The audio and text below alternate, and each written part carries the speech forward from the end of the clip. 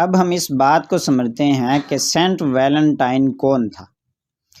Catholic church Valentine یا Valentines کے نام سے کم از کم 3 مختلف پادریوں کو تسلیم کرتا ہے، جن میں سے سبھی کو عیسائی عقیدے کے مطابق شہید کیا گیا تھا۔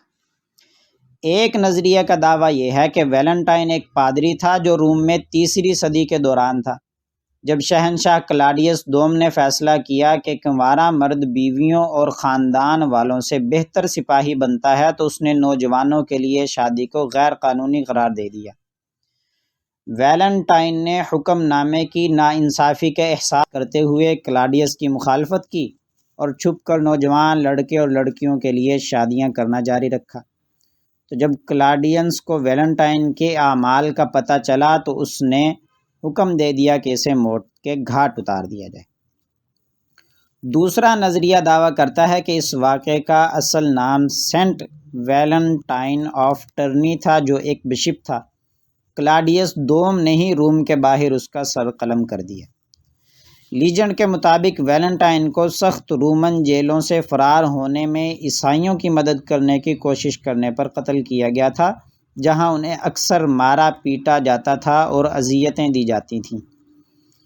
اور ایک نوجوان لڑکی سے محبت کرنے کے بعد اس نے اسے پیغام بھیجا تھا، جو اس جیلر کی بیٹی تھی، نابینا بیٹی تھی۔ کہا جاتا ہے کہ اس کی موت سے پہلے اس نے ایک خط بھیجا جس میں لکھا ہوا تھا فرام یور ویلنٹائن۔ اب آتے ہیں ہم ویلنٹائن کی تاریخ کی طرف۔ ویلنٹائن ڈے کی ابتدائی ممکنہ اصل کہانی یہ لوپرکالیا سے ملتی ہے۔ لوپرکالیا ایک مقبول شخص تھا اور رومن سلطنت میں عیسائیت کو قانونی حیثیت دینے کے 150 سال بعد بھی منایا جانے والے چند کافر تہواروں میں سے ایک ہو گیا۔ جب 5ویں صدی کے آخر میں پوپ گیلیسیس برسر اقتدار آیا تو اس نے لوپرکالیا کے اس تہوار کو ختم کر دیا۔ اس کے فوراً بعد کیتھولک چرچ نے 14 فروری کو سینٹ ویلنٹائن کو منانے کے لیے عید کا دن قرار دے دیا۔ لوپرکالیا تہوار کیا تھا، اس میں کیا ہوتا تھا، اس کی طرف آتے ہیں۔ قدیم روم میں لوپرکالیا دعوت کا آغاز رسمی قربانی کے بعد ہوتا تھا۔ 13 سے 15 فروری تک رومیوں نے لوپرکالیا کی عید منائی۔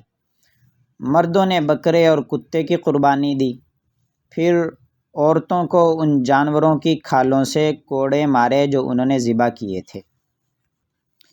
ایک مورخ کا کہنا ہے کہ نوجوان خواتین دراصل مردوں کو مارنے کے لیے قطار میں لگ جاتی تھیں۔ انہیں یہ یقین ہوتا تھا کہ اس چیز کی وجہ سے وہ زرخیز ہو جائیں گے۔